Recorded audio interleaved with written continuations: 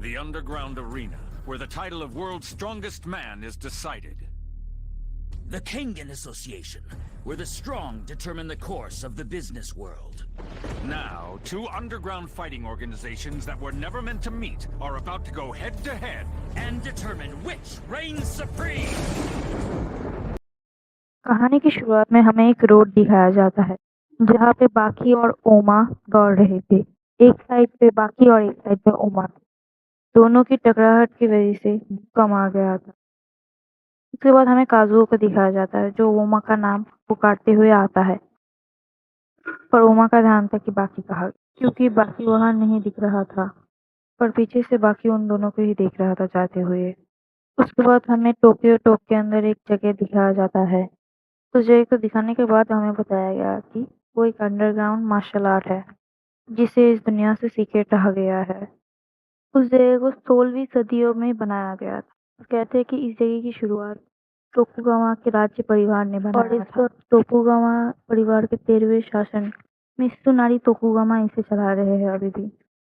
और जो दो कोर्स इस अरीना में लड़ने वाले हैं वो दोनों ही टोकुगावा परिवार के बनाए गए हैं और इन दोनों में आपस में लड़ाई होने वाली है।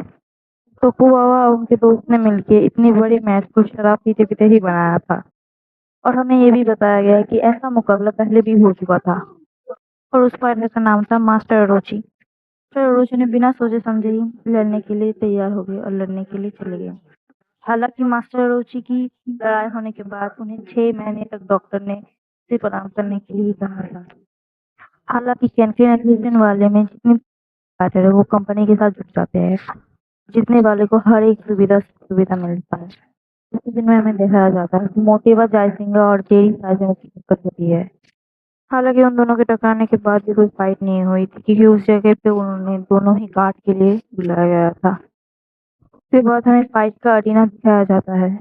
इसके साथ कोरुगा ने योरोहाना कोरुची को बहुत बदतमीजी से बुढ़ाऊ कहा था।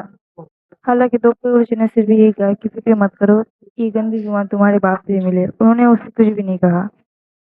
उसके बाद जूनियस रेवोल और बिस्कट ओलिवा को अरीना में दिखाया गया फाइट की पोजीशन में, जहाँ पे बिस्कट ओलिवा अपनी बॉडी को मेंटेन करने के लिए हेलीकॉप्टर से रखा था।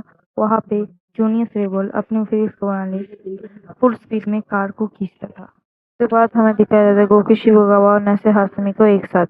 वो नशन हासुमी के हाथ में एक सिगरेट था। उन्होंने गोकी शिवगावा से एक लाइटर मांगा था। हालांकि गोकी शिवगावा ने कुछ भी रिप्लाई नहीं किया था।